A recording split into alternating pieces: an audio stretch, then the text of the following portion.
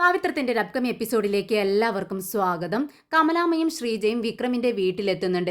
കമലാമ്മ വളരെ വിഷമത്തോടു കൂടിയാണ് വരുന്നത്. വിക്രമിനോട് ചോദിക്കുന്നുണ്ട്, വിക്രം, നീയാണോ വേദയുടെ വീട്ടിലെ ആ കുഞ്ഞിനെ, ആ സുഡറിനെ തട്ടിക്കൊണ്ടുപോയത്? ഞാനതറിയാൻ വേണ്ടിയാണ് വന്നത്. ഇത് കേട്ടതും വിക്രം ആദ്യമൊന്ന് പകയ്ക്കുന്നുണ്ട്. എങ്കിലും കമലാമ്മയോട് വളരെ ധൈര്യത്തോടു കൂടി തന്നെ പറയുന്നുണ്ട്, അല്ലമ്മേ, ഞാനല്ല കൊണ്ടുപോയത്. ഇത് കേട്ടതും കമലാമ്മ വളരെ ദേഷ്യം വന്ന് തൻ്റെ കൈ കൊണ്ട് ആഞ്ഞൊരടി വിക്രമിൻ്റെ കവിളത്ത് കൊടുക്കുവാണ്. എല്ലാവരും ഇത് കണ്ട് ആകെ അന്തം വിട്ട് നിൽക്കുവാണ്. രാജേട്ടൻ ചോദിക്കുന്നുണ്ട്, എന്താ കമലാമ്മ ഇത്, എന്തിനാ വിക്രമിനെ അടിച്ചത് എന്ന് ചോദിക്കുമ്പോൾ കമലാമ്മ പറയുന്നുണ്ട്, രാജാ, നിനക്കറിയോ, ഇവനീ പറയുന്നത് കള്ളമാണ്. എനിക്കതറിയാം. ഇവൻ്റെ മുഖത്തു നിന്നും എനിക്കത് വായിച്ചറിയാൻ കഴിയും. ഇവൻക്ക് മറ്റുള്ളവരെ പറ്റിക്കാൻ കഴിയും, പക്ഷേ ഈ അമ്മയെ പറ്റിക്കാനും എനിക്ക് കഴിയില്ല. ഇത് കേട്ട് വിക്രം തല താഴ്ത്തി നിൽക്കുന്നുണ്ട്. വീണ്ടും കമലാമ്മ വിക്രമിനോട് ചോദിക്കുന്നുണ്ട്, എന്തിനാ വിക്രം ആ സുഡറിന്റെ പിറകെ നീ ഇങ്ങനെ ഭ്രാന്ത് പിടിച്ചതുപോലെ അലയുന്നത്? എന്തിനാ കുഞ്ഞിന്റെ പിറകെ ഇങ്ങനെ നടക്കുന്നത്? അത് അവളെ വീട്ടിലുള്ളവർക്ക് ഇഷ്ടമല്ല, പിന്നെ നീ അതിന് എന്തിനു ചെയ്യണം? ഞാൻ ആകെ വിഷമിച്ചിരിക്കുകയാണ്. ഇതറിഞ്ഞതു മുതൽ എനിക്കൊരു സമാധാനവുമില്ല. ആ കുഞ്ഞിനെ തട്ടിക്കൊണ്ടുപോയത് നീയാണെന്നറിഞ്ഞ് ആ വേദ നിന്നെ എന്തെങ്കിലും ചെയ്തിരുന്നെങ്കിൽ ഞാനതെങ്ങനെ സഹിക്കും? നീ എന്നെക്കുറിച്ച് ചിന്തിച്ചിട്ടുണ്ടോ വിക്രം? ഇതെല്ലാം കേട്ടുകൊണ്ട് കൺമണി തൊട്ടടുത്ത് തന്നെ നിൽക്കുന്നുണ്ട്. കൺമണി കമലാമ്മയോട് പറയുന്നുണ്ട്, അമ്മേ, എന്തിനാ വിക്രമിനെ ഇനി വഴക്ക് പറയുന്നത്? വിക്രം നല്ലൊരു കാര്യത്തിന് വേണ്ടിയാണ് പോയത്. വിക്രമിന് ഒരു ഡൗട്ടുണ്ട് അമ്മേ, ഈ സുഡർ വിക്രമിൻ്റെ മോളാണോ എന്ന്. അത് തെളിയിക്കാൻ വേണ്ടിയാണ് വിക്രം ആ കുഞ്ഞിനെയും കൊണ്ട് കടന്നു കളഞ്ഞത്. ഇത് കേട്ടതും കമലാമ്മ വിശ്വാസം വരാതെ വിക്രമിൻ്റെ മുഖത്തേക്ക് നോക്കിക്കൊണ്ട് കണ്ണുകൾ കൊണ്ട് ചോദിക്കുന്നുണ്ട്, മോനെ, നീ അതിനു വേണ്ടി തന്നെ ആയിരുന്നോ എന്നുള്ള മട്ടിൽ വിക്രമിൻ്റെ മുഖത്തേക്ക് നോക്കുകയാണ്. വീണ്ടും കൺമണി പറയുന്നുണ്ട്, അതെ അമ്മേ, അതിനു വേണ്ടിയാണ് വിക്രം സുഡറിനെയും കൊണ്ട് ഇവിടെ നിന്നും പോയത്. പക്ഷേ പോയി കഴിഞ്ഞപ്പോഴാണ് വിക്രമിന് മനസ്സിലായത് അത് വിജയമ്മയുടെ മകളാണ്, വേദയുടെ മകളല്ല എന്നുള്ളത്. അതുകൊണ്ട് ആ കുഞ്ഞിനെ സേഫായി അവരുടെ കയ്യിൽ തന്നെ എത്തിച്ചു. ഇത് കേട്ട് കരഞ്ഞുകൊണ്ട് കമലാമ്മ വിക്രമിനോട് വീണ്ടും ചോദിക്കുന്നുണ്ട്, അപ്പോൾ സുഡർ നിന്റെ മകളല്ല എന്ന് തെളിഞ്ഞോ മോനെ? ഇത് കേട്ടതും വിക്രം മനസ്സിൽ ചിന്തിക്കുന്നുണ്ട്, എൻ്റെ പെറ്റ അമ്മയോട് ഞാൻ കള്ളം പറയേണ്ടിയിരിക്കുന്നു. എൻ്റെ മോള് എൻ്റെ മോളല്ല എന്നുള്ളത് എൻ്റെ വായ കൊണ്ട് തന്നെ ഞാൻ പറയേണ്ടി വരുമല്ലോ ദൈവമേ. എന്തൊരു നിയോഗമാണെന്ന് വിക്രം ചിന്തിക്കുകയാണ്. പറയടാ, അത് നിന്റെ കുഞ്ഞല്ലേ എന്ന് വീണ്ടും കമലാമ്മ ചോദിക്കുമ്പോൾ കൺമണി പറയുന്നുണ്ട്, എന്തിനാ അമ്മേ വിക്രമിനെ വീണ്ടും വീണ്ടും ചോദിച്ച് ഇങ്ങനെ വിഷമിപ്പിക്കുന്നത്? വിക്രമിനെ ഇത്രയും നാൾ വിക്രം വിശ്വസിച്ചിരുന്നത് സുഡർ വിക്രമിൻ്റെ മോളാണെന്നാണ്. പക്ഷേ ഇപ്പോൾ അത് അല്ലെന്ന് തെളിഞ്ഞു. അത് ആ വിജിയുടെ മകളാണെന്ന് മനസ്സിലാക്കി വിക്രമിൻ്റെ മനസ്സ് ഒരുപാട് നൊന്തിട്ടാണ് ഇരിക്കുന്നത്. ആകെ വിഷമിച്ചിരിക്കുന്ന അവസ്ഥയിലാണ് വിക്രം.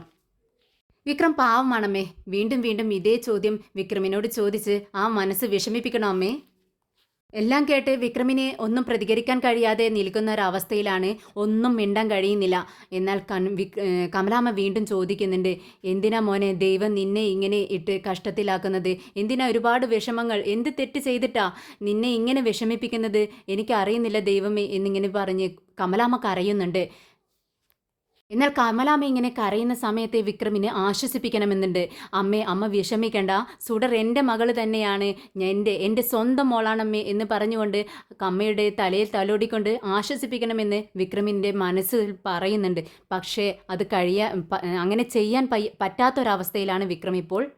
എന്നാൽ കൺമണിയാണെങ്കിൽ എരുതിയിൽ എണ്ണ ഒഴിക്കുന്ന ഒരു സ്വഭാവമായതുകൊണ്ട് തന്നെ വീണ്ടും കൺമണി കമലാമ്മയോട് പറയുന്നുണ്ട്, അമ്മേ, ആ വേദിയുടെ സ്വഭാവം കണ്ടില്ലേ?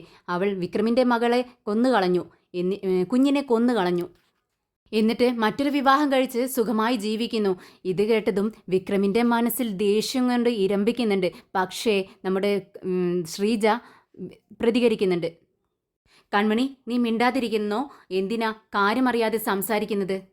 വേദ മറ്റൊരു വിവാഹം കഴിച്ചിട്ടില്ല.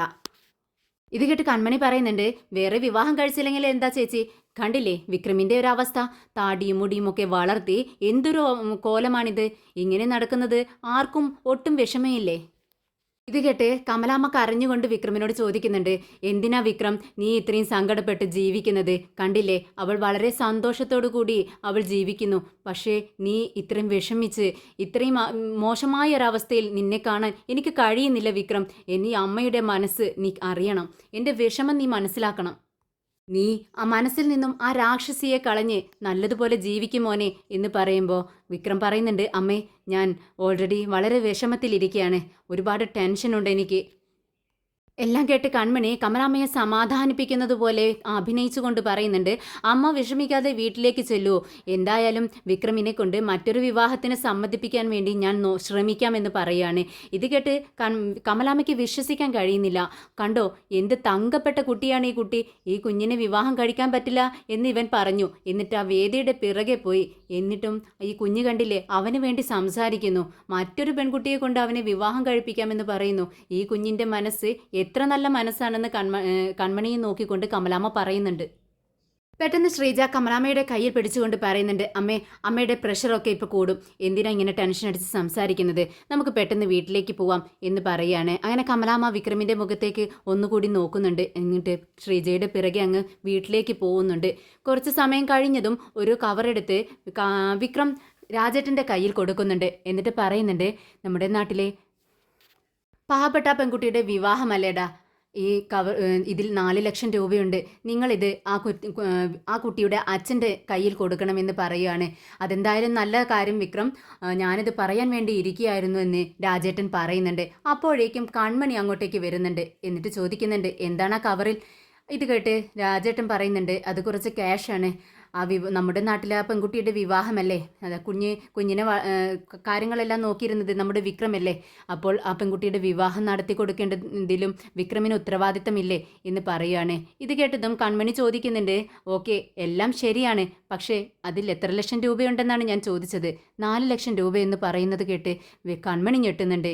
4 ലക്ഷം രൂപയോ, ഇത് കടമായിട്ടാണോ വിക്രം നിങ്ങൾ കൊടുക്കുന്നതെന്ന് ചോദിക്കുന്നു. ഇത് കേട്ട് വിക്രമിന് ദേഷ്യം വരുന്നുണ്ട്. വിക്രം പറയുന്നുണ്ട്, എന്തിനാ ആവശ്യമില്ലാത്ത കാര്യങ്ങളിലെല്ലാം നീ തലയിടുന്നത് കൺമണി, ഇതൊന്നും നീ അറിയേണ്ട കാര്യങ്ങളല്ല, ഇതെല്ലാം ഞങ്ങൾ ചെയ്തോളാം. എത്രയോ ക്യാഷ് എൻ്റെ കയ്യിൽ വന്നു പോകുന്നു, പിന്നെയാണോ ഈ 4 ലക്ഷം രൂപ? ഇതൊരു നല്ല കാര്യത്തിന് വേണ്ടി കൊടുക്കുന്നതല്ലേ, ഇതൊന്നും നീ അറിയേണ്ട കാര്യമില്ലെന്ന് പറയുന്നു. ഇത് കേട്ട് കൺമണി ദേഷ്യത്തോടെ പറയുന്നുണ്ട്, ദേ വിക്രം, നിന്റെ അച്ഛൻ അമ്മ ഇവിടെ വന്ന് സംസാരിച്ചിട്ട് പോയത് നീ കേട്ടതല്ലേ, ഈ വീട്ടിലൊരു വിവാഹം നടക്കുന്നില്ല, അതിന് കാരണക്കാരൻ ആരാ? എന്താ കൺമണി നീ പറയുന്നത്? വിക്രം വിവാഹം കഴിക്കാത്തതിന് ഞങ്ങൾ എന്ത് ചെയ്യാനാ? ഇത് കേട്ടതും കൺമണി പറയുന്നുണ്ട്, ദേ രാജേട്ടാ, ഇങ്ങനെയാണോ? നിങ്ങൾ ഫ്രണ്ട്സ് അല്ലേ, അപ്പോൾ വിക്രമിൻ്റെ കാര്യത്തിൽ നിങ്ങൾക്കുമില്ലേ ഉത്തരവാദിത്തം?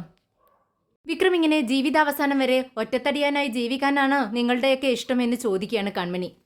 ഇത് കേട്ടതും വിക്രം ദേഷ്യം കൊണ്ട് ചാടി എഴുന്നേൽക്കുന്നുണ്ട്. ഏയ്, നീ എന്താണ് ഈ പറയുന്നത്? ആരോട് എന്ത് പറയണമെന്ന് നിനക്കറിയില്ലേ? ഇങ്ങനെയാണോ സംസാരിക്കുന്നത്? ഇനി നീ ഒരക്ഷരം മിണ്ടിയാലുണ്ടല്ലോ എൻ്റെ സ്വഭാവം മാറുമെന്ന് വിക്രം വിരൽ ചൂണ്ടിക്കൊണ്ട് പറയുന്നുണ്ട്. ഞാൻ സംസാരിക്കും, ഞാൻ അമ്മയ്ക്ക് വേണ്ടിയാണ് സംസാരിക്കുന്നത്. നിങ്ങളുടെ അമ്മ ഇവിടെ വന്ന് എത്രമാത്രം കരഞ്ഞുകൊണ്ടാണ് സംസാരിച്ചത്. എനിക്ക് രാത്രിയിൽ ഉറങ്ങാൻ കഴിഞ്ഞിട്ടില്ല, അമ്മയുടെ കരച്ചിലും കരയുന്ന മുഖമായിരുന്നു എൻ്റെ മനസ്സിൽ. ഇത് കേട്ട് വിക്രം പറയുന്നുണ്ട്, അമ്മയെ സമാധാനിപ്പിക്കേണ്ടത് എൻ്റെ ഉത്തരവാദിത്തമാണ്, അത് ഞാൻ ചെയ്തോളാം. നിങ്ങളപ്പോൾ വിവാഹം കഴിക്കില്ലെന്ന് തീരുമാനിച്ചുകൊണ്ടാണ് നിൽക്കുന്നത് അല്ലേ എന്ന് കൺമണി ചോദിക്കുകയാണ്. അതെന്ത് ചെയ്യണമെന്ന് എനിക്കറിയാം, നീ ചിന്തിക്കേണ്ട ആവശ്യമില്ല, അതിനെക്കുറിച്ച് സംസാരിക്കേണ്ട ആവശ്യമില്ലെന്ന് വിക്രം പറയുന്നുണ്ട്. കൺമണി പറഞ്ഞുകൊണ്ടേയിരിക്കുകയാണ്. വീണ്ടും രാജേട്ടനോട് പറയുന്നുണ്ട്, രാജേട്ടാ കണ്ടോ, ഈ വിക്രമിനോട് അമ്മ എന്താ പറഞ്ഞത്? ഒരാളെ കൊല്ലാൻ പറഞ്ഞില്ല, കിണറ്റിൽ ചാടാനും പറഞ്ഞില്ല, ഒരു വിവാഹം കഴിക്കാനല്ലേ പറഞ്ഞുള്ളൂ. അതൊരു അമ്മയുടെ ആഗ്രഹമാണ്, അത് നിറവേറ്റി കൊടുക്കേണ്ടത് ഒരു മകൻ്റെ കടമയല്ലേ. പക്ഷേ ഇവരൊക്കെ ഒരു മകൻ്റെ കടമ നിറവേറ്റി കൊടുക്കാത്ത വിക്രമൊക്കെ ഒരു മനുഷ്യനാണോ എന്ന് ചോദിക്കുകയാണ്. ഇത് കേട്ട് വിക്രമിന് ഒട്ടും സഹിക്കുന്നില്ല. അലറി വിളിക്കുന്നുണ്ട്, ദേ നിന്നോട് ഞാൻ മിണ്ടാതിരിക്കാനല്ലേ പറഞ്ഞത്, വായ അടച്ചവിടെ ഇരുന്നോളണം എന്ന് പറയാണ്. ഓഹോ, നിങ്ങളും മിണ്ടില്ല, മിണ്ടുന്ന എന്നെയും കൂടെ മിണ്ടാതിരിപ്പിക്കുകയാണോ നിങ്ങൾ? എനിക്കറിയാം എന്ത് സംസാരിക്കണമെന്ന്. രാജേട്ടാ, ഞാൻ പറയുന്നത് ശരിയല്ലേ എന്ന് ചോദിക്കുകയാണ്. ഉടനെ രാജേട്ടൻ പറയുന്നുണ്ട്, വിക്രം ഇപ്പോൾ കൺമണി പറയുന്നത് ശരി തന്നെയാട്ടോ, നിന്റെ അമ്മയുടെ ആഗ്രഹമല്ലേ നീ ഒരു വിവാഹം കഴിക്കണമെന്ന്, എന്താ നീ പറയുന്നതെന്ന് ചോദിക്കുകയാണ്. ഇത് കേട്ടതും രാജേട്ടനോട് വിക്രം പറയുന്നുണ്ട്, അതെ രാജേട്ടാ, എപ്പോൾ വിവാഹം കഴിക്കണം കഴിക്കണ്ട എന്നൊക്കെ എനിക്കറിയാം, എനിക്കാരും പറഞ്ഞു തരേണ്ട ആവശ്യമില്ല. ഇല്ല വിക്രം, എന്നെ നീ മിണ്ടാതിരിക്കാനൊന്നും ഇരുത്താനൊന്നും ശ്രമിക്കേണ്ട ആവശ്യമില്ല, ഞാൻ ഇനിയും സംസാരിക്കും. ദേ നീ എന്നെ വിവാഹം കഴിക്കാൻ സമ്മതമല്ലെന്ന് പറഞ്ഞു, എൻ്റെ അച്ഛനൊരു തെറ്റ് ചെയ്തു, അതുകൊണ്ട് ഞാനത് ക്ഷമിച്ചു. എന്നെ കഴിക്കാൻ പറ്റില്ലെങ്കിൽ എന്നെ നീ വിവാഹം കഴിക്കണ്ട. പക്ഷേ ഈ നാട്ടിൽ എത്ര പെൺകുട്ടികളുണ്ട്, അവരെ ആരെങ്കിലും നിനക്ക് വിവാഹം കഴിച്ചുകൂടെ? ചോദിക്ക് രാജേട്ടാ എന്ന് പറയുകയാണ് കൺമണി.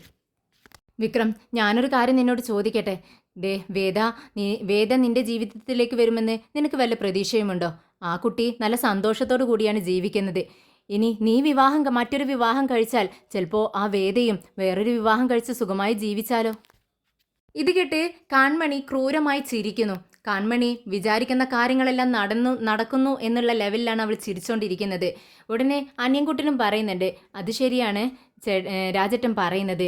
വിക്രം, നിങ്ങളൊരു വിവാഹം കഴിക്കുകയാണെങ്കിൽ ചേച്ചിയും ചിലപ്പോൾ മറ്റൊരു വിവാഹം കഴിക്കുമായിരിക്കും. വിക്രം ദേഷ്യത്തോടെ അനിയൻകുട്ടനോട് പറയുന്നുണ്ട്, ദേ രാജേട്ടൻ എന്നെ വയസ്സിന് മൂത്തതായതുകൊണ്ട് മാത്രമാണ് ഞാൻ ക്ഷമിച്ച് നിൽക്കുന്നത്. പക്ഷേ നിന്റെ കാര്യത്തിൽ അതുണ്ടാവില്ല. നിന്റെ മുഖത്തടിക്ക് ഞാൻ മിണ്ടാതിരുന്നോളണം. ഇത് കേട്ടതും അനിയൻകുട്ടൻ മിണ്ടാതിരിക്കുകയാണ്. കൺമണി വീണ്ടും പറയുന്നുണ്ട്, കണ്ടില്ലേ, നിങ്ങളുടെ ഫ്രണ്ട്സൊക്കെ ആഗ്രഹിക്കുന്നുണ്ട് നിങ്ങൾ മറ്റൊരു വിവാഹം കഴിച്ച് വളരെ സുഖമായി ജീവിക്കുന്നത് കാണാൻ. എന്നിട്ടും നിങ്ങൾക്ക് ഒരു മനസ്സലിവും തോന്നുന്നില്ലേ? കൺമണി വളരെ ഉഷാറോടുകൂടി പറയുന്നുണ്ട്, വിക്രം ദേ നീ പെട്ടെന്നൊരു വിവാഹം കഴിക്കണം. നീ എന്നെ ഇഷ്ടമല്ലെന്ന് പറഞ്ഞു. ഓക്കെ ശരി, എന്നാൽ മാട്രിമോണിയിൽ ഞാനൊരു പരസ്യം കൊടുക്കട്ടെ, നിനക്കൊരു വധുവിനെ ആവശ്യമുണ്ടെന്ന്. ദേ ഞാൻ നിനക്ക് വേണ്ടി നല്ലൊരു പെൺകുട്ടിയെ തന്നെ വിവാഹം ആലോചിച്ചോളാം. ഇത് കേട്ട് നമ്മുടെ അനിയൻകുട്ടൻ പറയുന്നുണ്ട്, എന്തിനാ കൺമണി വീണ്ടും വീണ്ടും ഇങ്ങനെ വിക്രമിനോട് ചോദിക്കുന്നത്? നീ പെണ്ണ് നോക്ക്, വിക്രമിനെ കൊണ്ട് വിവാഹത്തിന് സമ്മതിപ്പിക്കുന്ന കാര്യം ഞങ്ങൾ ഏറ്റു. മിണ്ടാതിരുന്നോണം. ഞാൻ വിവാഹം കഴിക്കാൻ ആഗ്രഹിക്കുന്നില്ല. ഞാൻ വിവാഹം കഴിക്കുന്നില്ല. അങ്ങനെ ആരെങ്കിലും വിവാഹം കഴിക്കുന്നുണ്ടെങ്കിൽ തന്നെ പെൺകുട്ടിയെ കണ്ടെത്താൻ എനിക്കറിയാം. ഇനി ഒരാൾ പോലും ഈ കാര്യത്തെക്കുറിച്ച് ഇവിടെ സംസാരിച്ചു പോകരുത് എന്ന് പറഞ്ഞുകൊണ്ട് വിക്രം വളരെ ദേഷ്യത്തോടു കൂടി അവിടെ നിന്നും ഇറങ്ങി പോകുന്നുണ്ട്. ഇതെല്ലാം കണ്ട് ഫ്രണ്ട്സിലെല്ലാവർക്കും വളരെ വിഷമം തോന്നുന്നുണ്ട്. ഇതെല്ലാം കണ്ട് ആരും കാണാതെ കൺമണി ചിരിക്കുന്നുണ്ട്. എന്നാൽ ഗാർജേട്ടനും അനിയൻകുട്ടനൊക്കെ പരസ്പരം പറയുന്നുണ്ട്, എന്താ വിക്രം ഇങ്ങനെ പോയാലും നമ്മൾ അവനെ വെറുതെ വിടാൻ പാടില്ല. ഇനി ഒഴിവ് സമയങ്ങൾ കിട്ടുമ്പോഴെല്ലാം പതിയെ അവനെ ഇങ്ങനെ പറഞ്ഞ് മനസ്സിലാക്കണം. ഇടയ്ക്കിടയ്ക്ക് അവൻ്റെ വിവാഹത്തിൻ്റെ കാര്യം ഇങ്ങനെ എടുത്തിടണം. അങ്ങനെ വിക്രം ചിന്തിച്ചു തുടങ്ങണം, നമ്മൾ പറയുന്നത് ശരിയാണെന്ന്. അങ്ങനെ നമുക്ക് അവനെ വിവാഹം കഴിപ്പിക്കണം എന്ന് പറഞ്ഞുകൊണ്ട് അവൻ അവിടെ നിന്നും ഇറങ്ങിപ്പോകുന്നുണ്ട്. അപ്പോഴേക്കും കൺമണിയുടെ അച്ഛൻ അങ്ങോട്ടേക്ക് വരുന്നുണ്ട്. അച്ഛൻ ചോദിക്കുന്നുണ്ട്, എന്താ കൺമണി നീ ഇവിടെ സംഭവിക്കുന്നത്? എന്താണ് ഇവിടെ നടക്കുന്നത്? എനിക്കൊന്നും മനസ്സിലാവുന്നില്ല. ഇത് കേട്ട് കൺമണി പറയുന്നുണ്ട്, അതെ എന്താ സംഭവിക്കുന്നതെന്ന് എനിക്ക് നന്നായിട്ട് അറിയാം അച്ഛാ. ഞാനാണ് ഇതെല്ലാം ചെയ്യുന്നത്. ദേ വിക്രമിൻ്റെ ഫ്രണ്ട്സിനെ ഞാൻ അങ്ങ് മനസ്സിലാക്കിച്ചു. വിക്രം വിവാഹം കഴിക്കുന്നതാണ് നല്ലത്, അല്ലെങ്കിൽ അത് തെറ്റാണെന്ന് അവരെ ഞാൻ ബോധ്യപ്പെടുത്തി. ഇനി ഞാൻ വിവാഹത്തെക്കുറിച്ച് ഞാനെന്നല്ല ആരും തന്നെ വിവാഹത്തെക്കുറിച്ച് വിക്രമിനോട് പറയേണ്ട ആവശ്യമില്ല. അവൻ്റെ ഫ്രണ്ട്സ് തന്നെ അവനെ അത് പറഞ്ഞ് മനസ്സിലാക്കിക്കും, വിവാഹത്തിന് സമ്മതിപ്പിക്കും. അതാണ് എനിക്കും വേണ്ടത്. ഇത് കേട്ട അച്ഛൻ ചോദിക്കുന്നുണ്ട്, ദേ കൺമണി, എനിക്കൊന്നും മനസ്സിലാവുന്നില്ല. വിക്രം വിവാഹത്തിന് സമ്മതിച്ചാലും നിന്നെ വിവാഹം കഴിക്കാൻ അവൻ സമ്മതിക്കില്ലല്ലോ. പിന്നെ അവൻ വിവാഹം കഴിക്കുന്നതിൽ നിനക്കെന്താണ് ലാഭം? ഇത് കേട്ടതും കൺമണി പറയുന്നുണ്ട്, അച്ഛാ അവൻ ആദ്യം വിവാഹത്തിന് സമ്മതിക്കട്ടെ, പിന്നീടല്ലേ എന്നെ വിവാഹം കഴിക്കുന്ന കാര്യം. അവൻ വിവാഹത്തിന് സമ്മതിച്ചു കഴിഞ്ഞാൽ എന്നെ വിവാഹം കഴിക്കുന്ന കാര്യത്തിൽ എന്ത് ചെയ്യണമെന്ന് എനിക്കറിയാം. അതിനുള്ള പ്ലാനെല്ലാം ഞാൻ റെഡിയാക്കി വെച്ചിട്ടുണ്ട്. അച്ഛൻ നോക്കിക്കോ, ഞാൻ വിചാരിച്ച കാര്യങ്ങളെല്ലാം നടക്കും. വേദ ഭക്ഷണം കഴിക്കാനായി ടേബിളിനടുത്ത് വന്നിരിക്കുന്നുണ്ട്. എന്നിട്ട് വിജിയോട് ചോദിക്കുന്നുണ്ട്, അല്ല ചേച്ചി എവിടെ, മോളെവിടെ? ഇത് കേട്ട് വിജി പറയുന്നുണ്ട്, ദേ എന്താ വേദ മോളെ എന്നെ ഒരു ചോദിക്കുന്നത്? മോള് നിന്നോടൊപ്പമല്ലേ ഉണ്ടായിരുന്നത്? പെട്ടെന്ന് വേദ പറയുന്നുണ്ട്, അയ്യോ ഞാനത് മറന്നുപോയി. എൻ്റെ അടുത്ത് നിന്ന് ഒരു അരമണിക്കൂർ മുൻപ് ഫോൺ മേടിച്ചങ്ങ് പോയതാണ്. കുറച്ചു നേരം ഗെയിം കളിക്കട്ടെ എന്ന് പറഞ്ഞു. അപ്പോഴേക്കും വേദ ഇതാ ഫോണ്, അരമണിക്കൂറായില്ലേ, ഇനി ഗെയിം കളിക്കുന്നില്ല എന്ന് പറഞ്ഞുകൊണ്ട് സുഡർ വേദയുടെ അടുത്തേക്ക് വരുന്നുണ്ട്. ഗുഡ് ഗേൾ എന്ന് പറയുകയാണ് വേദ. എങ്കിൽ ശരി, നമുക്ക് ഒരുമിച്ചിരുന്ന് ഭക്ഷണം കഴിക്കാമെന്ന് പറയുന്നു. അങ്ങനെ അവരെല്ലാവരും കൂടെ ഒരുമിച്ച് ഭക്ഷണം കഴിക്കാൻ ഇരിക്കുകയാണ്. പക്ഷേ ഉണ്ടാക്കി വെച്ചിരിക്കുന്ന ഭക്ഷണം സുഡർ പറയുന്നുണ്ട്, എനിക്കിത് ഇഷ്ടമല്ല, അതുകൊണ്ട് വേണ്ട, എനിക്ക് പപ്പടം മാത്രം കഴിക്കാൻ മതി എന്ന് പറയുകയാണ്. എന്നാൽ വേദ സമ്മതിക്കുന്നില്ല. എന്താ സുഡർ ഇത്? ഇനി എപ്പോഴും നിനക്ക് ഇഷ്ടപ്പെട്ട ഭക്ഷണം തന്നെ ഉണ്ടാക്കി വെക്കണമെന്ന് പറഞ്ഞാൽ ആരെ കൊണ്ടാണ് സാധിക്കുന്നത്? അങ്ങനെ പറഞ്ഞാൽ ശരിയാവില്ലല്ലോ. നമ്മുടെ വീട്ടിൽ എന്താണ് ഉണ്ടാക്കുന്നത് ആ ഭക്ഷണം എടുത്ത് കഴിക്കണം, മര്യാദക്ക് കഴിച്ചോളണം എന്ന് പറയുന്നു. എന്നാൽ സുഡർ പറയുന്നുണ്ട്, എനിക്ക് ഇഷ്ടമല്ല വേദേ, അതുകൊണ്ട് എനിക്ക് വേണ്ട, ഞാൻ പോകുന്നു എന്ന് പറയുകയാണ്. പെട്ടെന്ന് വേദയ്ക്ക് ദേഷ്യം വരുന്നുണ്ട്. ഇരിക്കവിടെ, നിന്നോട് മര്യാദക്ക് കഴിക്കാനാണ് പറഞ്ഞത്.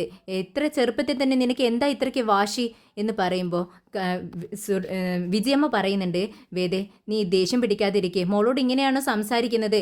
ഞാൻ അവളോട് പറഞ്ഞ് മനസ്സിലാക്കിക്കോളാം, അവൾക്ക് ഞാൻ ഭക്ഷണം കൊടുത്തോളാം എന്ന് പറയുമ്പോൾ വേദ പറയുന്നുണ്ട്, ചേച്ചിയാണ് ഇവളെ ഇങ്ങനെ വളർത്തി വഷളാക്കി വെച്ചിരിക്കുന്നത്.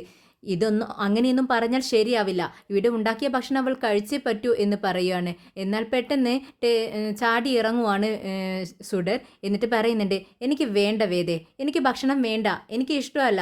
പിന്നെ നിന്നേക്കാൾ ഭേദം ആ സിംബ തന്നെയാണ്. എൻ്റെ സിംബയാ നല്ലത്, നീ ബാഡാണ്. എൻ്റെ സിംബ എനിക്ക് ഇഷ്ടമില്ലാത്ത ഭക്ഷണം പോലും എന്നെ കഴിപ്പിച്ചിരുന്നത് എത്ര മനോഹരമായിട്ടാണെന്ന് നിനക്കറിയാമോ? നീ ഏതു നേരം ദേഷ്യപ്പെട്ടിട്ടാണ്. ഇപ്പം നീ എന്തിനാ ദേഷ്യപ്പെടുന്നത്? ഒരു കാരണവുമില്ലാതെയല്ലേ എന്നോട് ദേഷ്യപ്പെടുന്നത്? എനിക്ക് നിന്നെ ഇഷ്ടമല്ല, എനിക്ക് ഭക്ഷണം വേണ്ട എന്ന് പറഞ്ഞ് റൂമിലേക്ക് കയറി പോകുന്നുണ്ട് സുഡർ. എന്നാൽ അങ്ങനെ പറഞ്ഞു കേട്ടതും വേദയുടെ മനസ്സ് വല്ലാതെ വേദനിക്കുന്നുണ്ട്. വിജി വേദയുടെ മുഖത്തേക്ക് നോക്കുന്നുണ്ട്. കുറച്ച് സമയം കഴിഞ്ഞതും വിജി സുഡർമോളുടെ റൂമിൽ നിന്നും ഇറങ്ങി വരുന്നത് കാണുവാണ് വേദ. വേദ ചോദിക്കുന്നുണ്ട്, എന്താ ചേച്ചി, അവൾ ഭക്ഷണം കഴിച്ചോ? ഉടനെ വിജി പറയുന്നുണ്ട്, ആ കെഞ്ചി കൊഞ്ചി ഞാൻ അവൾക്ക് ഭക്ഷണം കൊടുത്തു, ദേ കഴിപ്പിച്ചിട്ട് ഞാൻ വരുന്ന വരവാണ്. എന്തിനാ വേദ നീ അവളോട് ഇങ്ങനെ ദേഷ്യപ്പെടുന്നത്? നീ മറ്റാരോടെങ്കിലും നിനക്കുള്ള ദേഷ്യം മോളോടാണോ തീർക്കുന്നത്? ചേച്ചി, എല്ലാവരും എന്നെ ടോർച്ചർ ചെയ്യാണ്. ഞാൻ ആരിൽ നിന്നും എൻ്റെ മോളെ സംരക്ഷിക്കുന്നു, അവനോട് എൻ്റെ മോള് കൂടുതൽ അടുക്കുകയല്ലേ ചെയ്യുന്നത്. വീട്ടിലേക്ക് അച്ഛൻ വരുന്നത് പോലും എനിക്കിപ്പോൾ പേടിയാണ്. ഏത് നേരം അച്ഛനക്ക് അവനെപ്പറ്റി സംസാരിക്കാൻ മാത്രമേ നേരമുള്ളൂ. ഇത് കേട്ട് ഒന്ന് ചിരിച്ചുകൊണ്ട് വിജി പറയുന്നുണ്ട്, അത് അങ്ങനെ തന്നെയല്ലേ വേദേ. നിന്റെ അച്ഛൻ്റെ മനസ്സ് അച്ഛനല്ലേ അറിയൂ, അച്ഛൻ്റെ വേദനയാണ് നിന്നോട് പറയുന്നത്. ഇത് കേട്ടതും വേദ പറയുന്നുണ്ട്, അച്ഛൻ്റെ വേദന എന്നെ പറ്റി അച്ഛൻ്റെ മനസ്സിൽ വേദനയൊന്നുമില്ല ചേച്ചി. എപ്പോഴും വിക്രമിനെ നല്ലതാക്കി പറയുന്നതാണ് അച്ഛൻ്റെ സ്വഭാവം. അവന് സപ്പോർട്ട് ചെയ്ത് അച്ഛൻ സംസാരിക്കുന്നു. എൻ്റെ കാര്യം അച്ഛനക്ക് ആലോചിക്കാനില്ലേ? എന്നെ സപ്പോർട്ട് ചെയ്തൂടെ അച്ഛനെ? ഞാനും അവനുമായി ഒരുമിച്ച് ജീവിക്കണം എന്ന് പറയാനേ അച്ഛന് നേരമുള്ളൂ. എനിക്ക് സങ്കടവും ദേഷ്യമൊക്കെ ഒരുമിച്ച് വരുന്നുണ്ട്. എല്ലാം കൂട്ടിക്കെട്ടി ആരും കാണാത്ത ഏതെങ്കിലും സ്ഥലത്തേക്ക് ഓടിപ്പോവാനാണ് എനിക്ക് തോന്നുന്നത്. ശരി വേദ, എനിക്കെല്ലാം മനസ്സിലാവുന്നുണ്ട്. എനിക്ക് നിന്നെ മനസ്സിലാക്കാൻ കഴിയുന്നുണ്ട്. നീ വിഷമിക്കണ്ട, ഞാൻ നിന്നോടൊപ്പം ഉണ്ടല്ലോ. പിന്നെ എന്തിനാ നീ ഇങ്ങനെ വിഷമിക്കുന്നത്? പിന്നെ മറ്റുള്ളവരോടുള്ള ദേഷ്യം നീ കുഞ്ഞിനോട് തീർക്കുന്നത് വളരെ മോശമായിട്ടുള്ള കാര്യമല്ലേ വേദേ? നീയൊന്ന് ചിന്തിച്ചു നോക്ക്, നിനക്കത് അറിയാവുന്ന കാര്യമല്ലേ? ഇത് കേട്ട് വേദ പറയുന്നുണ്ട്, എനിക്കറിയാം ഞാൻ ചെയ്യുന്നത് തെറ്റാണ്. പക്ഷേ എൻ്റെ ദേഷ്യം, എൻ്റെ സങ്കടം ഞാനത് മറ്റാരോട് പറയും? ആരോടും പറയാനില്ല. അതുകൊണ്ടാണ് ഇങ്ങനെയൊക്കെ സംഭവിക്കുന്നത്. ഞാൻ അവളോട് സോറി പറയാം എന്ന് പറഞ്ഞുകൊണ്ട് അവിടെ നിന്നും എഴുന്നേൽക്കുകയാണ്. പെട്ടെന്നാണ് വേദേ എന്നുള്ള വിളി കേൾക്കുന്നത്. സുഡർ വേദ എന്ന് വിളിച്ചുകൊണ്ട് റൂമിൽ നിന്നും ഇറങ്ങി വരുവാണ്. വേദ പെട്ടെന്ന് മോളുടെ അടുത്തേക്ക് ഓടി ചെല്ലുന്നുണ്ട്. പെട്ടെന്ന് സുഡർ പറയുന്നുണ്ട്, സോറി വേദ, എന്നോട് വിജയമ്മ പറഞ്ഞു ഞാനിങ്ങനെയൊന്നും ചെയ്യാൻ പാടില്ലെന്ന്. വേദയ്ക്ക് ഒരുപാട് വിഷമമായി, വേദ കരയുന്നു എന്ന് പറഞ്ഞു. എൻ്റെ അച്ഛൻ വേദയെ കരയിച്ചതല്ലേ, അതുപോലെ ഞാനും കരയിക്കാൻ പാടില്ലല്ലോ. സോറി കേട്ടോ, ഇനി ഞാൻ ഒരിക്കലും ഇങ്ങനെ സംസാരിക്കില്ല എന്ന് പറയാണ്. മോളിങ്ങനെ സംസാരിക്കുന്നത് കേട്ട് വേദയ്ക്ക് ഒരുപാട് സങ്കടം വിഷമമൊക്കെ തോന്നുവാണ്. പെട്ടെന്ന് കരഞ്ഞുകൊണ്ടും മോളും വേദയും കെട്ടിപ്പിടിക്കുന്നുണ്ട്. സോറി മോളെ എന്ന് വേദ പറയുകയാണ്. ഇത് കേട്ട് സുഡർ ചോദിക്കുന്നുണ്ട്, അപ്പോൾ വേദ എന്നോട് സോറി പറയുന്നു, അപ്പോൾ എന്നോട് ക്ഷമിച്ചു അല്ലേ? അപ്പോൾ ഞാനും സോറി പറഞ്ഞല്ലോ, ഇനി നമ്മുടെ ഇടയിൽ വഴക്കൊന്നും ഇല്ല പറയാണ്. ഇത് കേട്ട് വേദ പറയുന്നുണ്ട്, ശരി, ഞാനും നിന്നോട് ഇനി വഴക്ക് കൂടില്ല, ശരി ഉറങ്ങാൻ വാ എന്ന് പറഞ്ഞ് മോളെ ക്ഷണിക്കുകയാണ്. ഇതേ സമയം സുഡർ പറയുന്നുണ്ട്, എനിക്ക് വേദ ഉറക്കം വരുന്നില്ല. അതെന്താ? ഇങ്ങനെ ചോദിക്കുന്ന സമയത്ത് സുഡർ പറയുന്നുണ്ട്, അക്കാര്യം ഞാൻ പറഞ്ഞാൽ വേദയ്ക്ക് ദേഷ്യം വരും. ഇല്ല, എനിക്ക് ദേഷ്യം വരില്ല, മോള് പറ എന്ന് പറയുമ്പോൾ സിംബ എന്നെ രക്ഷിച്ചില്ലേ എന്നങ്ങ് പറഞ്ഞതും വേദയുടെ മുഖം മാറി. ഉടനെ സുഡർ ചോദിക്കുന്നുണ്ട്, കണ്ടില്ലേ, ഞാൻ പറഞ്ഞില്ലേ വേദയ്ക്ക് ദേഷ്യം വരുമെന്ന്. വേദയുടെ മുഖം ഇപ്പൊ തന്നെ മാറി. ഇല്ല, മോള് പറ എന്ന് വീണ്ടും സ്നേഹത്തോടു കൂടി നമ്മുടെ വേദ പറയുന്നുണ്ട്. സിംബ എന്നെ രക്ഷിക്കുന്ന സമയത്ത് ഡെയിലി അവൻ എനിക്ക് കഥ പറഞ്ഞു തരുമായിരുന്നു. ആ കഥ കേട്ടുകൊണ്ടാണ് ഞാൻ ഉറങ്ങിയിരുന്നത്. ഇത് കേട്ട് വേദ ചോദിക്കുന്നുണ്ട്, അതിനിപ്പോൾ ഞാൻ എന്ത് വേണം? വേദ, എനിക്ക് അങ്ങനെ ഡെയിലി കഥ കേട്ട് ഉറങ്ങിയത് കൊണ്ട് തന്നെ ഇപ്പോൾ എനിക്ക് കഥ കേൾക്കാതെ ഉറക്കം വരുന്നില്ല. ഇത് കേട്ട് വേദ വിജി ഒന്ന് നോക്കുന്നുണ്ട്. വിജിക്ക് കാര്യം മനസ്സിലാവുന്നുണ്ട്. വിജി ശ്രദ്ധിക്കാത്ത മട്ടിൽ അങ്ങനെ നിൽക്കുവാണ് പുഞ്ചിരിയോട് കൂടി. എങ്കിലും വേദ പറയുന്നുണ്ട്, ശരി, നിനക്കിപ്പോൾ കഥ കേട്ട് ഉറങ്ങണം, അത്രയല്ലേ വേണ്ടൂ, ഞാൻ കഥ പറഞ്ഞു തരാം, നീ വാ. ഇത് കേട്ടതും സുഡർ പറയുന്നുണ്ട്, ഇല്ല വേദേ, സിംബ കഥ പറയുന്നത് പോലെ നിനക്ക് ഒരിക്കലും കഥ പറയാൻ അറിയില്ല. ഇത് കേട്ട് വേദ ചോദിക്കുന്നുണ്ട്, അതിനിപ്പോൾ എന്താ വേണ്ടത്? നീ എന്താ പറഞ്ഞു വരുന്നത് സുഡർ? ഇത് കേട്ടതും സുഡർ പറയുന്നുണ്ട്, സിംബാക്ക് ഫോൺ ചെയ്യൂ വേദ, എന്നിട്ട് ഫോണിലൂടെ സിംബ കഥ പറയുമ്പോൾ ഞാനത് കേട്ട് ഉറങ്ങിക്കോളാം. വേദയ്ക്ക് ദേഷ്യം വരുന്നുണ്ടെങ്കിലും വളരെ കാമായി വേദ പറയുന്നുണ്ട് സുഡറിനോട്, മോളെ നീ എന്താണ് ഈ പറയുന്നത്? ഡെയിലി സിംബാക്ക് ഫോൺ ചെയ്ത് നിനക്ക് കഥ പറഞ്ഞു തരാൻ പറ്റുമോ? അതവർക്ക് ബുദ്ധിമുട്ടാവില്ലേ? നീ എന്താ അത് മനസ്സിലാക്കാത്തത്? അവനക്ക് പറ്റുന്ന സമയത്ത് എനിക്ക് കഥ പറഞ്ഞു തരട്ടെ വേദ, പ്ലീസ് വേദ, ഒരു കുഞ്ഞു സ്റ്റോറി, ഒരു കുട്ടി സ്റ്റോറി വേദ എനിക്ക് പറഞ്ഞു തരട്ടെ, സമ്മതിക്ക് വേദ എന്നിങ്ങനെ കെഞ്ചിക്കൊണ്ടിരിക്കുകയാണ് സുഡർ.